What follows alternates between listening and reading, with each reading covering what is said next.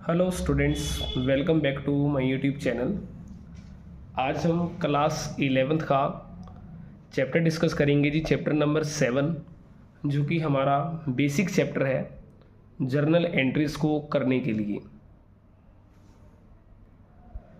क्योंकि इस चैप्टर के अंदर हम जो भी जर्नल एंट्री पास करते हैं, जो कि चैप्टर नंबर 9 है, उसके अंदर जो भी जर्नल एंट्रीज पास की जाएंगी उसके जो बेसिक रूल होंगे वो हम इस चैप्टर के अंदर डिस्कस करेंगे। तो अगर आप मेरे चैनल पर न्यू हैं तो चैनल को सब्सक्राइब कर लीजिए, क्योंकि आपको आने वाली जितनी भी वीडियोस होंगी, क्लास 11th की हों चाहे क्लास 12th की हों, वो आपको इस चैनल पर बिल्कुल मिलेंगी, फ्री ऑफ कॉस्ट मिलेंगी और हर एक चीज़ डिटेल में ही डिस्कस की जाएगी। तो शुरू करते हैं जी डबल एंट्री सिस्टम कि फर्स्टली ये डबल एंट्री सिस्टम है क्या चीज़ है। According to this system every business transaction affect at least 2 accounts in opposite direction. कह रहे कि जब भी कोई बिजनेस की ट्रांजेक्शन हम पास करते हैं तो वो कम से कम 2 अकाउंट को अफेक्ट करती है अपोजिट डायरेक्शन के अंदर। देखो ये 2 अकाउंट है कौन कौन से। एक अकाउंट होता है आपका डेबिट और एक होता है क्रेडिट। लाइक अगर 1 अकाउंट विल बी डेबिटेड, मान लीजिए अगर एक अकाउंट आपका डेबिट होगा तो दूसरा अकाउंट आपका विल बी क्रेडिटेड, वो क्रेडिट होगा ही होगा। क्लियर है जी। अगर आपने एक अकाउंट को डेबिट करा है तो दूसरा अकाउंट जरूर है कि वो क्रेडिट भी जाएगा। For example, if the furniture is purchased in the business, अगर आपने फर्नीचर को खरीदा है, furniture is increased whereas the cash is decreased. तो जैसे अगर आप फर्नीचर को खरीदोगे तो फर्नीचर आपका क्या होगा, इंक्रीज होगा। इंक्रीज होने का मतलब डेबिट होगा आपका, जबकि कैश आपका डिक्रीज होगा तो कैश आपका क्रेडिट हो जाएगा। क्लियर है जी। कुछ फीचर्स हैं डबल एंट्री सिस्टम की। Features of double entry system, first is every business transaction affect 2 accounts, कि हर एक जो ट्रांजेक्शन होगी वो कम से कम 2 अकाउंट को अफेक्ट करेगी। अगर एक डेबिट है तो दूसरा क्रेडिट जरूर होगा। सेकेंड है recording of both personal and impersonal aspect. देखो यहाँ पर्सनल और इम्पर्सनल का मतलब है कि आपके अगर जितने भी अकाउंट पर्सन से रिलेटेड होंगे, जैसे राम श्याम मोहन सोहन, और इम्पर्सनल का मतलब किसी भी आइटम से रिलेटेड होंगे। लाइक अगर एक्सपेंसेस हो जाए, कोई फिक्स असेट हो, तो उससे रिलेटेड जितनी भी एंट्रीज होंगी वो दोनों की दोनों ही रिकॉर्ड की जाएंगी। थर्ड है recording is made according to certain specific rule, कि जितनी भी ट्रांजेक्शन है हमारी, जो भी हम एंट्री पास करेंगे डबल एंट्री सिस्टम के अकॉर्डिंगली, वो हमारी किसी स्पेसिफिक रूल के अकॉर्डिंगली ही पास की जाएगी। ऐसा नहीं है कि जब दिल करा आपने कोई अकाउंट डेबिट कर दिया और जब दिल करा कोई क्रेडिट कर दिया। तो एक स्पेसिफिक रूल होगा, उस रूल को फॉलो करते हुए ही आपने एंट्रीज को पास करना है।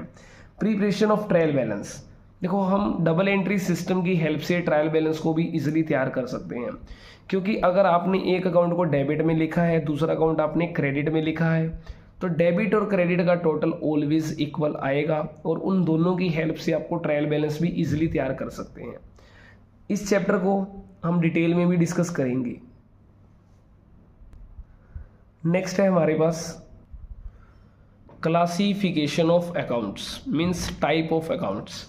बेसिकली हमारे पास 2 टाइप्स है अकाउंट्स के, पर्सनल और इम्पर्सनल। इम्पर्सनल अगेन 2 टाइप से रहेगा, real account and nominal account.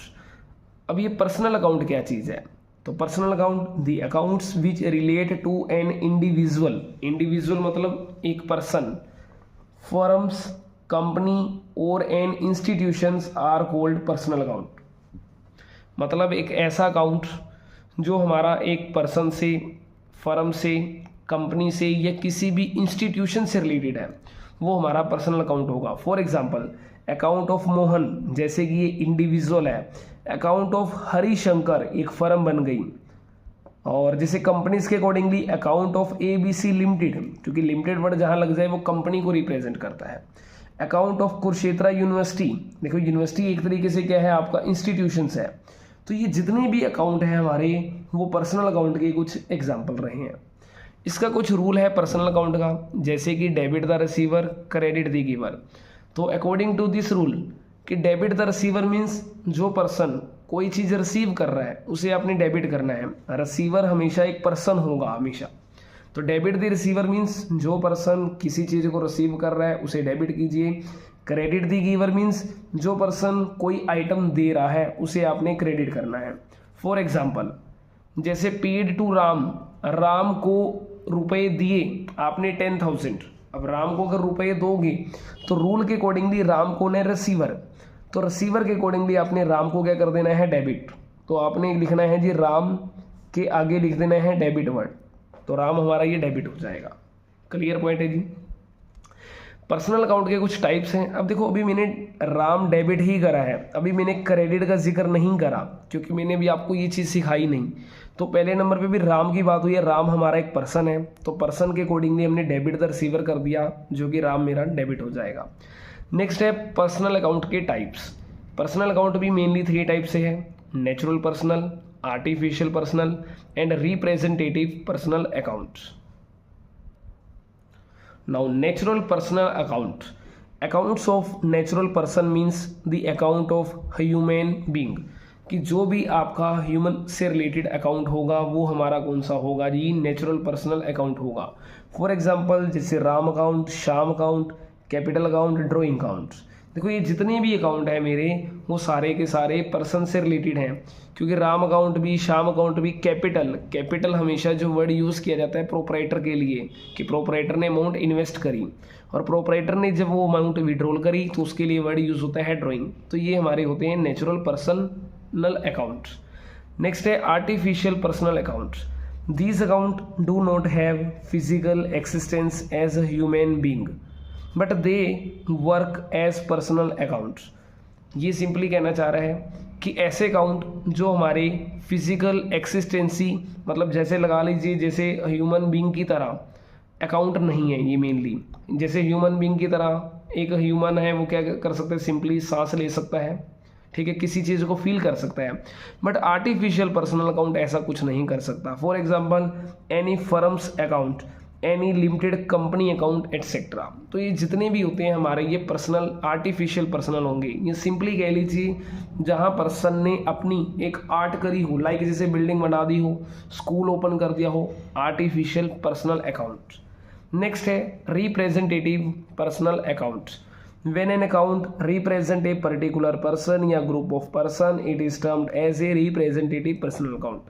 जब एक अकाउंट किसी भी पर्सन को या व्यक्तियों को रिप्रेजेंट करता हो वो होता है आपका representative personal account. For example if the salary for the month of January are not paid to the employees, the amount payable to these employees will be added and put under one common title.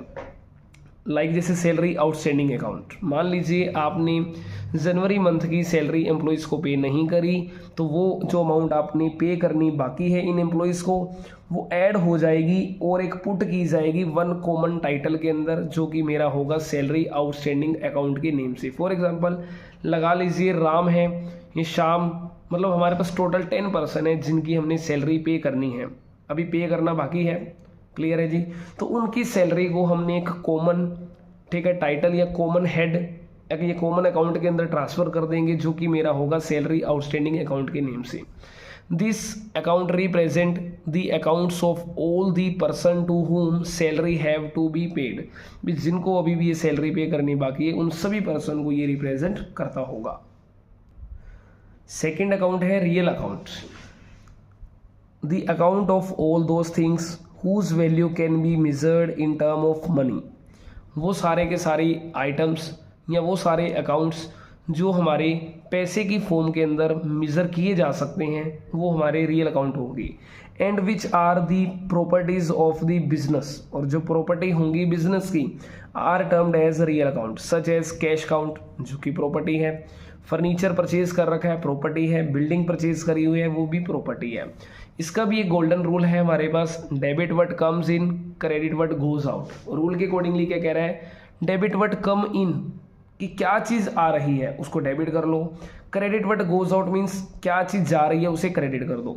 जैसे machinery purchase for cash ₹1 lakh, आपने machinery खरीदी तो machinery आ रही है, तो rule के accordingly मैं क्या करूँगा, मशीनरी को कर दूंगा जी डेबिट, तो मशीनरी अकाउंट हो जाएगी डेबिट। बट जा क्या रहा है, क्रेडिट व्हाट गोज आउट, जा क्या रहा है वो चीज़ लिखें। तो जाने वाली चीज़ क्या है जी, कैश, तो आपने टू कैश काउंट करके लिखना है। तो टू अगर आपने वर्ड लगा दिया इट मीन्स क्रेडिट कर दिया। आपने क्रेडिट जब करा उसके आगे क्रेडिट वर्ड नहीं लिखना। मशीनरी जैसे अकाउंट आपने डेबिट करा तो उसके आगे डेबिट वर्ड लिखना है, और अमाउंट आपने लिखनी है 1 लाख, और यहाँ पे भी 1 लाख लिखना है। और आमने सामने मतलब इनकी एक सीरीज में नहीं लिखना आपने। तो एक हमारा लेफ्ट साइड रहेगा, दूसरा हमारा राइट साइड रहेगा, इस तरीके से। तो अगर हम बात करें पर्सनल अकाउंट के अंदर तो वहाँ जाते हैं जी। जैसे पेड टू राम ₹10,000, राम को आपने 10,000 दिया तो राम हो गया डेबिट, रूल्स के accordingly debit the receiver. But Ram को आपने क्या दिया, पैसे दिए, तो पैसे मतलब क्रेडिट व्हाट गोज आउट, जाने वाली चीज़ क्रेडिट करो। तो कैश मेरा क्या है, रियल अकाउंट, तो कैश मेरा जा रहा है तो टू कर देंगे कैश अकाउंट। क्लियर है। तो अमाउंट कितनी आ जाएगी, 10,000 एंड 10,000। तो इस तरीके से हमारे पास ये पर्सनल अकाउंट की एंट्री रहने वाली है, जो कि पूरी फुल फ्लेट कर दी गई है पेड टू राम वाली। नेक्स्ट है हमारे पास नॉमिनल अकाउंट। लेकिन नॉमिनल अकाउंट से पहले आपको पता होना चाहिए रियल अकाउंट के भी 2 टाइप्स है, टेंजिबल और इनटेंजिबल। टेंजिबल और इनटेंजिबल आप पढ़ चुके हो, जो कि बेसिक अकाउंटिंग टर्म्स चैप्टर के अंदर पढ़ा था। टेंजिबल अकाउंट्स कौन से होते हैं, ऐसे अकाउंट जिनको आप देख सकते हो, छू सकते हो, वो टेंजिबल है। लाइक जैसे furniture, building, plant, machinery. But intangible जिसे आप देख नहीं सकते, छू नहीं कर सकते, सिर्फ ओनली आप क्या कर सकते हो, एक तरीके से उन्हें फील कर सकते हो, कि आप महसूस कर पा रहे हो कि ये मेरा अकाउंट या ये चीज़ ऐसी है। फॉर एग्जांपल जैसे कंप्यूटर के सॉफ्टवेयर हैं वो आपके इंटेंजिबल हैं, गुडविल आपकी इंटेंजिबल है। और नेक्स्ट है हमारे पास nominal accounts. These accounts includes the account of all expenses and income, कि मतलब इस अकाउंट के अंदर हम जो शामिल करते हैं वो हमारे सारे खर्चे और सारी इनकम रहेंगी। For example salary, rent, wages etcetera. अब जैसे इसका रूल क्या है, debit all the expenses and losses, credit all the income and gains, कि जितने भी खर्चे हैं वो सारे डेबिट कर दो, जितनी भी इनकम होंगी वो सारे के सारे क्रेडिट कर दो। इसका एग्जांपल भी ले लेंगे जी। जैसे कि रेंट पेड करा आपने ₹1000, तो रेंट अगर आप दोगे तो रेंट मेरा क्या है, एक्सपेंसेस, रूल के अकॉर्डिंगली डेबिट, तो रेंट आपका हो जाएगा डेबिट, तो रेंट अकाउंटेड होगा डेबिट ₹1000। बट अब रेंट पे करोगे तो कोई ना कोई चीज़ तो जाएगी। अब देखो अगर जा क्या रहा है, कैश, और कैश हमारा कौन सा है, रियल अकाउंट, तो रूल्स के अकॉर्डिंगली क्या होगा, क्रेडिट व्हाट गोज आउट, जाने वाली चीज़ को कर दो आप क्रेडिट, तो 2 कर देंगे हम कैश काउंट ₹1000 से। क्लियर है जी। तो ये हमारे पास बेसिक था जो डबल एंट्री सिस्टम के अंदर हमने डिस्कस करा कि हमारे अकाउंट्स कितने टाइप के रहेंगे, जो कि पर्सनल, रियल, नॉमिनल था, जिनके आपने गोल्डन रूल याद रखने हैं, जो हमारे लिए चैप्टर 9 का एक तरीके से बेस का काम करेंगे। तो आई होप कि आपको ये कॉन्सेप्ट समझ आया होगा। अगर कॉन्सेप्ट समझ आया है तो वीडियो को लाइक करें और अपने दोस्तों के साथ शेयर करें। Thank you.